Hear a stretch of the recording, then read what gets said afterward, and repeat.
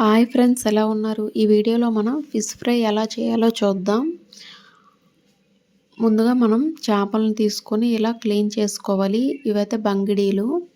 ఇలా క్లీన్ చేసిన తర్వాత ఒక 2 స్పూన్ల వరకు కారం, అలాగే కొంచెం ధనియాల పొడి, అంటే మొత్తం గరం మసాలా అన్నింటినీ, గరం మసాలా పౌడర్, జీరా పౌడర్, ధనియాల పౌడర్ అన్నింటినీ మొత్తం కొంచెం కొంచెంగా తీసుకొని, మనకి ఎన్ని చేపలు ఉంటాయో ఆ చేపలకు తగినట్లుగా ఈ పౌడర్లను తీసుకొని మనం వీటిని అన్నింటినీ బాగా మిక్స్ చేసుకోవాలి. స్మూత్ పేస్ట్ లాగా అనమాట. ఒక చెక్క నిమ్మరసం వేసుకోవాలి. ఇలా నిమ్మరసం వేయడం వల్ల మనం చేపలు ఫ్రై చేసేటప్పుడు చేపలు విరిగిపోకుండా ఉంటాయి.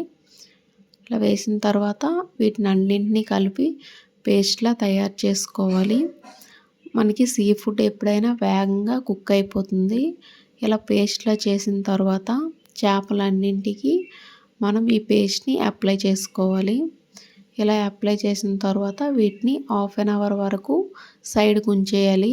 ఎందుకంటే ఈ మసాలాలన్నీ పట్టి మనకి చేపలు అనేవి మంచి టేస్ట్గా ఉంటాయి. లోపల వరకు మసాలాలు మంచిగా వెళ్తాయి అన్నమాట.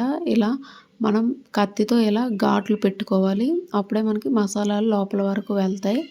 అలాగే చేపలన్నింటికి మనం మొత్తం మసాలాను అయితే ఇలా పెట్టుకొని సైడ్కి ఉంచేసుకున్నాం కదా. తర్వాత హాఫ్ అన్ అవర్ అయిన తర్వాత మనం దోసలు వేసుకుంటాం కదా, ఆ తవాను తీసుకొని ఆయిల్ వేసుకొని, ఆయిల్ బాగా హీట్ ఎక్కాలి. ఆయిల్ హీట్గా లేకపోతే మనకు అవి అతుక్కుపోతాయి అన్నమాట. మొత్తం ఆయిల్ హీట్ అయిన తర్వాత వీటిని నేనైతే 2 వేసి ఫ్రై చేశాను. మీకు కావాలంటే మొత్తం ఒకటేసారి వేసి ఆయిల్ వేసుకొని ఫ్రై చేసుకోవచ్చు. ఇలా ఒకవైపు ఫ్రై అయిన తర్వాత ఇలా రెండో వైపు కూడా తిప్పుకొని ఇలా ఫ్రై చేసుకోవాలి. మనం డీప్ ఫ్రై చేసే కంటే ఇలా చేస్తే మనకి ఆయిల్ కొంచెం తక్కువగా పీల్చుతాయి. అది కాకుండా మనం డీప్ ఫ్రై చేసిన తర్వాత ఆయిల్ని ఎక్కువ రోజులు యూజ్ చేయకూడదు కదా, అందుకని ఇలా ఫ్రై చేసుకుంటే మంచిది.